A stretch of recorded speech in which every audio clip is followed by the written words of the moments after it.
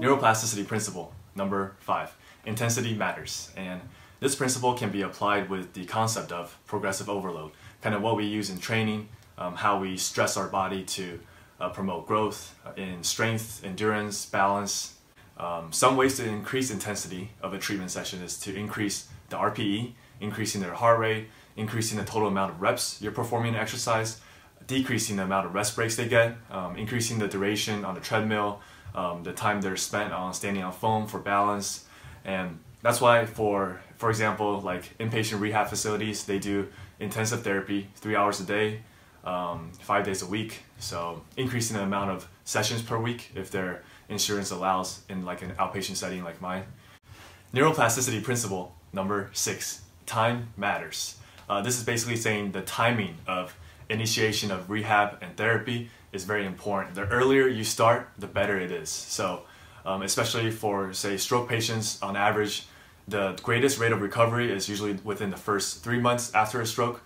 They still show significant recovery after 6 months, and some show gradual improvements years and years after their stroke. We don't want our patients to develop certain compensatory behaviors that can interfere with our rehab if they don't start therapy right away.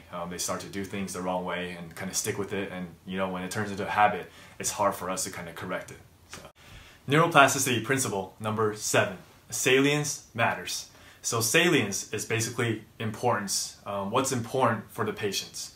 What are their personal goals? Because that will help the patients become more engaging, be more motivated to participate in therapy, and in the end, that will induce more plasticity in their brains. So for instance, I have a patient whose goal is to be able to dance at his daughter's wedding. So we've been working on different dance steps, kind of stepping sideways, stepping backwards, working on his balance. And usually it makes it more fun for the patients, and when they have a goal in their mind. And also I think it's important to explain to patients when you perform certain tasks so they know the importance of it. For example, like standing in Romberg stance, feet together, eyes closed. Sometimes patients don't really know why we're doing that, but it's to help with their balance, especially like when they're showering, washing their hair, you have to close your eyes, so being able to maintain balance doing that. Neuroplasticity principle number 8, age matters. So plasticity occurs more readily in younger brains, but it definitely still occurs in the older population. But this is just a point to keep in mind, especially when you see patients of different ages, and kind of explaining to some patients if they're not showing as much progress and they feel like they're hitting a plateau, that the recovery process definitely happens faster, usually for the younger population.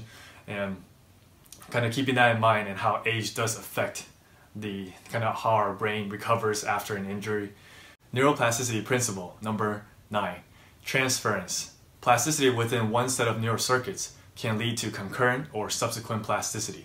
So as therapists, we have to make sure that the interventions that we give our patients can be generalized or transferred into the real world in order to induce additional plasticity within that same realm of what the patients are trying to achieve.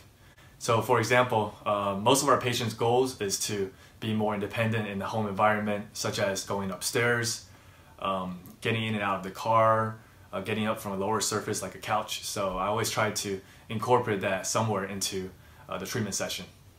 Neuroplasticity principle number 10, interference. Plasticity within one set of neural circuits can also impede new or existing plasticity within that circuit.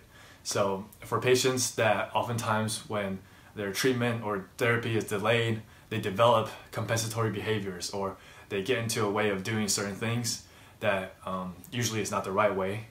After a stroke, they depend too much on their unaffected good side and neglect their affected bad side, which makes it harder for return of that side, and makes it harder for us to retrain that side, or making them unlearn certain behaviors that they've developed from compensating. So it's important, once again, to definitely start treatment as early as possible. So this will wrap up the 10 neuroplasticity principles, and if you guys missed any, go back to my previous videos and